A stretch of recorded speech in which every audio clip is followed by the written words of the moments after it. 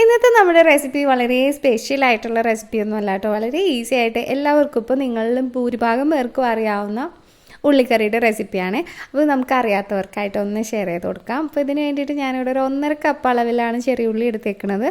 അപ്പോൾ ഞാനിത് ചെയ്തെടുക്കാൻ വേണ്ടിയിട്ട് ഒരു പാനിലേക്ക് ആവശ്യത്തിന് വെളിച്ചെണ്ണ ഒഴിച്ചു കൊടുത്തിട്ടുണ്ട്. വെളിച്ചെണ്ണയ്ക്ക് നന്നായിട്ട് ചൂടായി വന്നപ്പോൾ ഒരു 1/4 ടീസ്പൂൺ അളവിൽ ഉലുവയാണ് ചേർത്ത് കൊടുക്കുന്നത്. ഉലുവയൊക്കെ നന്നായിട്ട് പൊട്ടി വന്നപ്പോൾ അതിലേക്ക് ഒരു 3/4 ടീസ്പൂൺ അളവിൽ കടുക് ചേർത്ത് കൊടുക്കുകയാണ്. അപ്പോൾ കടുകും നന്നായിട്ട് പൊട്ടി വരുമ്പോൾ നമുക്കിതിലേക്ക് കുറച്ച് കറിവേപ്പില ചേർത്ത് കൊടുക്കാം. അപ്പോൾ കറിവേപ്പിലയും കൂടി നമ്മൾ ഈ എണ്ണയിലേക്ക് ചേർത്ത് കൊടുക്കുകയാണെന്നുണ്ടെങ്കിൽ ആ വെളിച്ചെണ്ണയ്ക്ക് നല്ലൊരു ഫ്ലേവർ കിട്ടും. കറിവേപ്പിലയൊക്കെ നന്നായിട്ട് ഫ്രൈ ആയി വന്നപ്പോഴത്തേക്കും ഞാനിതിലേക്ക് നേരത്തെ റെഡിയാക്കി വെച്ച ഉള്ളി ചേർത്ത് കൊടുക്കുകയാണ്. അപ്പോൾ ഉള്ളി ചെറുതായിട്ട് അരിഞ്ഞിട്ടൊന്നുമില്ല, അത്യാവശ്യം വലിയ സൈസിലുള്ള ഉള്ളി ആയതുകൊണ്ട് തന്നെ പകുതിയാക്കിയിട്ടാണ് ഞാൻ ചേർത്തേക്കണത്. പിന്നെ ഉള്ളി വഴറ്റണതിൻ്റെ ഒപ്പം തന്നെ നമുക്ക് ആവശ്യത്തിന് ഉപ്പ് കൂടി ചേർത്ത് കൊടുക്കാം. ഇനി ഉള്ളി ഒന്ന് നന്നായിട്ട് വഴണ്ടിട്ട് വരണവരെ നമുക്കൊന്ന് വെയിറ്റ് ചെയ്യാം. അപ്പം ഉള്ളി നന്നായിട്ട് വഴണ്ടിട്ട് വരുമ്പോൾ നമുക്കറിയാൻ പറ്റുമല്ലോ ഒരു ട്രാൻസ്പെറൻറ്റ് കളറിലേക്ക് മാറിയിട്ടുണ്ടാവും. അപ്പോൾ ഇത് ഞാൻ അപ്പുറത്തെ ഇതിലേക്ക് വെച്ചിട്ട് ഞാൻ ഇതിലേക്കുള്ള മസാല ഒന്ന് റെഡിയാക്കി എടുക്കാൻ പോവാണ്. അപ്പോൾ നമ്മളിവിടെ പൊടികളല്ല ചേർക്കുന്നത്, പകരം മുഴുവൻ മസാല ഒന്ന് ഫ്രൈ ആക്കി ചെറിയൊരു മസാല പോലെ റെഡിയാക്കി എടുക്കുകയാണ്. അപ്പോൾ അതിന് വേണ്ടിയിട്ട് 1 ടീസ്പൂൺ വെളിച്ചെണ്ണ ചൂടാക്കി അതിലേക്ക് 1 ടേബിൾ സ്പൂൺ അളവിൽ മുഴുവൻ മല്ലി, പിന്നെ ഒരു 5 or 6 വറ്റൽമുളക് എന്ന് പറഞ്ഞാൽ പിരിയമുളകാണ്ടോ ഞാനിത് എടുത്തേക്കണം. അപ്പോൾ അതിനാകുമ്പോൾ ഒരുപാട് എരിവുണ്ടാവില്ല, പക്ഷേ നല്ല കളർ ഉണ്ടാവും, അതിനാണ് ഞാൻ ഇത് എടുത്തത്.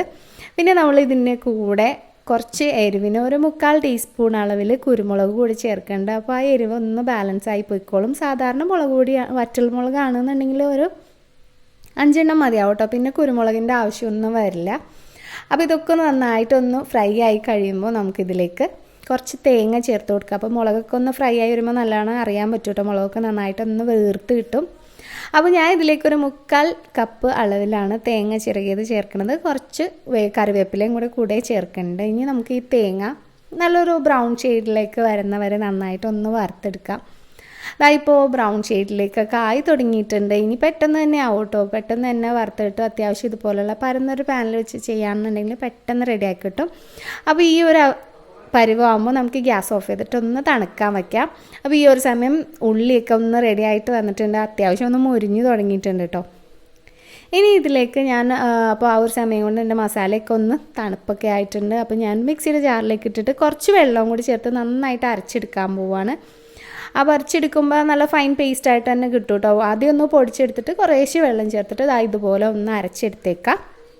ഇനി നമുക്ക് ഈ അരപ്പ് ചേർക്കണേ മുന്നേ ഞാൻ ഈ പരിപാടിയൊക്കെ തുടങ്ങണേ മുന്നേ തന്നെ ഒരു നെല്ലിക്ക വലുപ്പത്തിൽ വാളംപുളി ഇല്ലേ അത് വെള്ളത്തിലിട്ട് വെച്ചിട്ടുണ്ടായിരുന്നു. അപ്പോൾ അതിൻ്റെ പിഴിഞ്ഞ വെള്ളമാണ് ഞാനിതിപ്പോൾ ആവശ്യത്തിന് ചേർത്ത് കൊടുത്താൽ മതി. 1 കപ്പ് അളവിൽ എടുത്തിട്ടുണ്ടായിരുന്നു, ആദ്യം കുറച്ചേ ഒഴിച്ചിട്ടുള്ളൂ എങ്കിലും പിന്നീട് ഞാൻ ആ മുഴുവൻ 1 കപ്പും ഇതിലേക്ക് ചേർത്ത് കൊടുത്തു.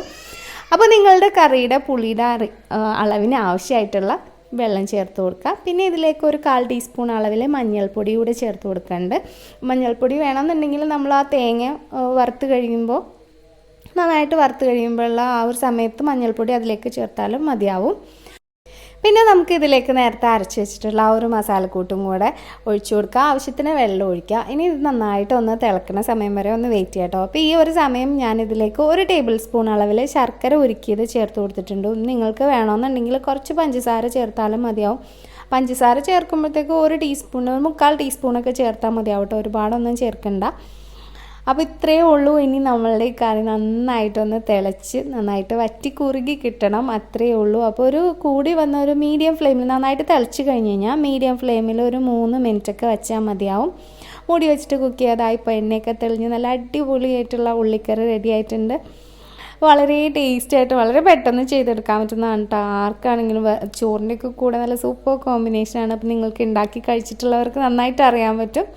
അപ്പോൾ അറിയാത്തവർ തീർച്ചയായിട്ടും ട്രൈ ചെയ്ത് നോക്കിയിട്ട് ഫീഡ്ബാക്ക് അറിയിക്കുക. ആദ്യമായിട്ട് കാണുന്നവരാണെന്നുണ്ടെങ്കിൽ നമ്മളുടെ ഈ പേജ് ഒന്ന് ഫോളോ ചെയ്തിട്ട് ലൈക്ക് ചെയ്തേക്കാം. അപ്പോൾ ഇതുപോലുള്ള ഒരുപാട് റെസിപ്പീസ് നമ്മളുടെ ഈ പേജിൽ ഇട്ടിട്ടുണ്ട്, എന്നിട്ട് കണ്ടിട്ട് അഭിപ്രായം പറയണേ. അപ്പോൾ ഇഷ്ടമായിട്ടുണ്ടെങ്കിൽ നിങ്ങളുടെ ഫ്രണ്ട്സിനും ഫാമിലി മെമ്പേഴ്സിനും ഒക്കെ ഒന്ന് ഷെയർ ചെയ്ത് കൊടുക്കുക. വീണ്ടും നല്ല അടിപൊളി വീഡിയോസായിട്ട് ഇനിയും കാണുന്നവരെ stay safe, take care, by.